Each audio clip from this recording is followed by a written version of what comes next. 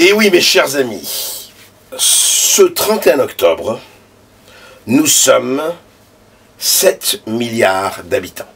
La Terre a désormais 7 milliards d'habitants. Ça va vite, hein? C'était encore en 1929, on était 2 milliards, et en quoi? Ça fait même pas 90 ans, ou un peu plus de 90 ans, nous en sommes à 7 milliards, et bientôt 9 milliards, etc., etc. Et ça permet à tous les pessimistes, les Cassandres, les prophètes de l'Apocalypse de dire « mais on ne pourra jamais les nourrir, et qu'est-ce qu'on va faire ?»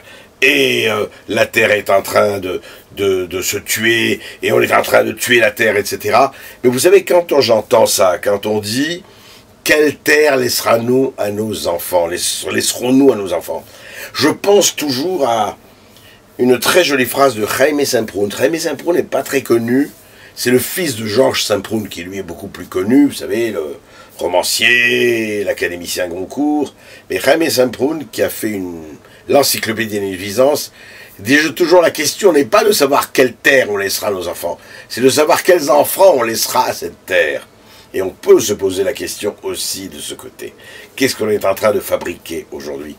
Mais pour revenir à la surpopulation, vous savez, ça fait très exactement des siècles que l'on parle que nous sommes envahis et que nous ne pourrons plus, et que ça va être la famine et tout, et qu'on voit que quand même, lentement mais sûrement, on sort de la famille, on sort de la pauvreté, et que vous le vouliez ou non, à cause de la mondialisation, excusez-moi, eh ben les Chinois et les Indiens morts beaucoup moins de faim qu'ils ne mourent encore il y a 30-40 ans. Il suffit de se renseigner pour le savoir, et surtout, s'ils n'ont plus de régime qui les massacre, comme malheureusement il y a encore trop de régimes et trop de dictateurs qui massacrent leur propre peuple.